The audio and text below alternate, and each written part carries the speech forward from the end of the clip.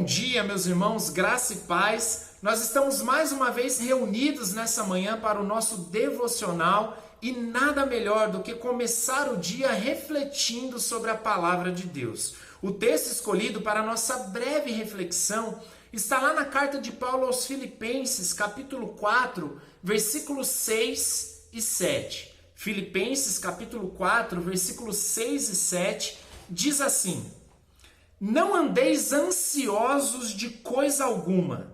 Em tudo, porém, sejam conhecidas diante de Deus as vossas petições, pela oração e pela súplica com ações de graças. E a paz de Deus, que excede todo entendimento, guardará o vosso coração e a vossa mente em Cristo Jesus. Meus irmãos, esse texto é um texto que fala sobre um dos maiores dilemas da vida cristã, que é o dilema da ansiedade. Quem de nós nunca passou por isso? Quem de nós nunca teve que lidar com a ansiedade? Talvez você esteja lidando com a ansiedade nesse exato momento.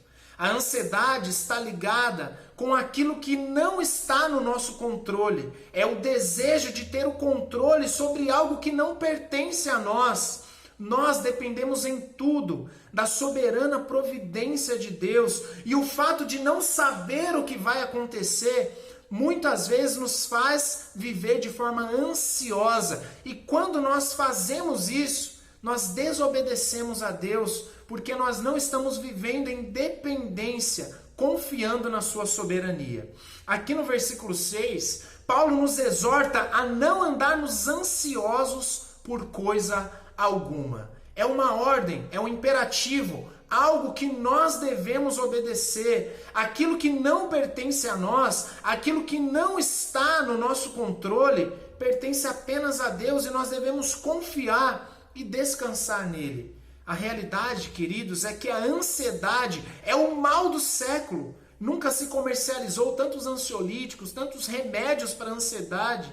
E constantemente nós nos vemos ansiosos por algo que está diante de nós. A necessidade de um novo emprego, se vamos comprar algo ou não, se vamos nos casar ou não, se eu vou namorar ou não vou namorar, se eu terei alguém, se eu viverei sozinho, se eu passarei naquela prova, naquele concurso. Quanto nós vamos receber no final do mês, se nós vamos sair de férias ou não vamos sair de férias. São tantos os dilemas, eu poderia gastar aqui um tempo enorme falando dos diversos motivos que nos fazem viver de forma ansiosa. Mas o fato é que a ansiedade, queridos, rouba de nós a alegria da vida cristã. Esse é o contexto do texto em que nós acabamos de ler. Quando nós vivemos assim, nós deixamos de ser alegres. E o conselho de Paulo aos Filipenses, e que se aplica a mim, que se aplica a você nessa manhã, é fazer conhecido diante de Deus os motivos da nossa ansiedade em oração.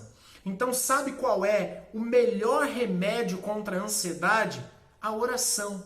Colocar diante de Deus as nossas petições.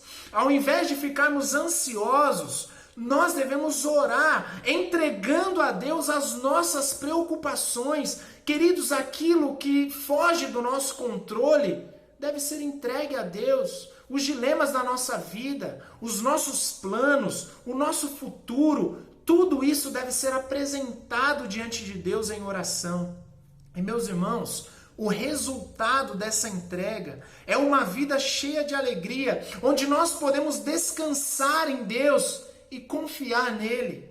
A ansiedade, ela não nos permite descansar e confiar na providência soberana de Deus, mas uma vez que nós entregamos diante de Deus os motivos das nossas preocupações, nós podemos descansar, confiar em Deus, sabendo que a vontade de Deus é boa, perfeita e agradável, e as nossas vidas estão nas melhores mãos possíveis, nas mãos de um Deus todo-poderoso, um Deus amoroso, um Deus onisciente, onipresente, onipotente, um Deus soberano.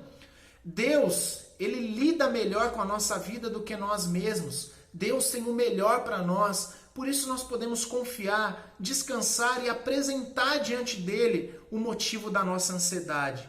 O que tem feito você ficar ansioso?